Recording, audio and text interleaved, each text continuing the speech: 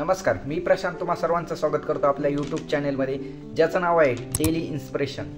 मित्रांनो, आपण आज अशा एका कंपनीबद्दल बोलणार आहोत जिने मागच्या 5 वर्षांमध्ये तब्बल 1060% रिटर्न जनरेट केलेले आहे आणि मागच्याच वर्षी म्हणजे 2023 मध्ये त्या स्टॉकने 188% रिटर्न जनरेट केलेले आहेत। मित्रांनो, कंपनी आपल्याला 1000% रिटर्न देते म्हटल्यानंतर आपल्याला त्याचे फंडामेंटल खूप बारकाईने चेक करावे लागतील। तर आपण फंडामेंटल मध्ये काय चेक करणार आहोत? कंपनी काय बिझनेस करते, सर्वात महत्त्वाचं म्हणजे कंपनी प्रॉफिट मध्ये आहे का किंवा कंपनी लॉस मध्ये आहे का, हे चेक करणं आपण गरजेचं आहे। तर कंपनीचे क्वार्टरली रिझल्ट कसे आहेत आणि त्यानंतर कंपनीचे प्रमोटर कोण कोण आहेत किंवा होल्डिंग कमी होते का, ह्या गोष्टी बघणं खूप महत्त्वाचं असतं। तर त्यासाठीच व्हिडिओ स्किप करू नका, शेवटपर्यंत बघा। कंपनीचं नाव सांगण्याआधी एक तुम्हाला डिस्क्लेमर आहे, आपण फंडामेंटल ॲनालिसिस करतोय।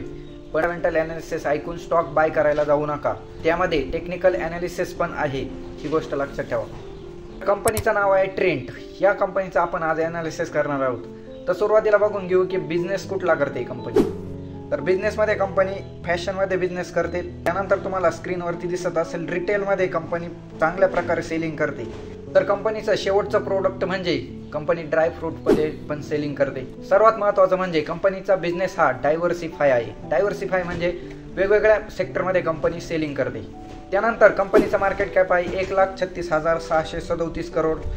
त्यानंतर कंपनीची करंट प्राइस आत्ताची 3,844 रुपये तुम्हाला दिसते। त्यानंतर आरओसी म्हणजे रिटर्न ऑन कॅपिटल एम्प्लॉईड, ही 11.5% तुम्हाला त्या ठिकाणी दिसते। आणि त्यानंतर रिटर्न ऑन इक्विटी 11.9%चा रिटर्न ऑन इक्विटी, म्हणजेच कंपनी फंडामेंटलमध्ये एवढी पण खराब नाही आहे, चांगले फंडामेंटल त्या ठिकाणी दिसत आहेत। मार्च 2023 मध्ये कंपनीचा सेल्स 8,242 करोड होता, तोच 2024 म्हणजेच आत्ताच्या वर्षामध्ये 11,260 करोड झालेला आहे। त्यानंतर तुम्हाला ऑपरेटिंग प्रॉफिट मार्जिन हा दिसत असेल तर 15% आहे। ऑपरेटिंग प्रॉफिट मार्जिन हा खूप चांगला आहे कंपनीचा। खाली गेल्यानंतर नेट प्रॉफिट तुम्हाला दिसत असेल, नेट प्रॉफिट 2023 मध्ये 394 करोड होता, तोच 2024 मध्ये तुम्हाला 810 करोड होताना दिसतोय, म्हणजेच या ठिकाणी खूप मोठी ग्रोथ तुम्हाला या ठिकाणी दिसते। त्यानंतर कंपनीचे टोटल असेट 2023 साली 8,082 करोड होता, तोच 8,939 करोड झालेला आहे। त्यानंतर आपण वळूया शेअर होल्डिंग पॅटर्नकडे। त्यामध्ये तुम्हाला स्क्रीनवरती दिसत असेल प्रमोटर होल्डिंग ही 37% दिसत आहे।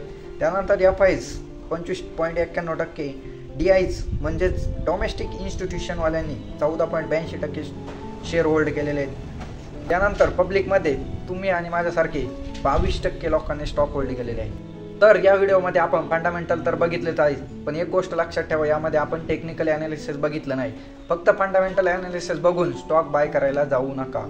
तर माझ्या एक्सपिरियन्सनुसार आत्ता स्टॉक खूप चांगला आहे फंडामेंटली, आणि दुसरी गोष्ट म्हणजे स्टॉकमध्ये फॉल नाही आहे। एका वर्षात 188% रिटर्न आहे। ज्या लेवलला जर स्टॉक बाय करायचा असेल तर 10% किंवा 20%च रक्कम गुंतवा, बाकीची रक्कम होल्ड करा।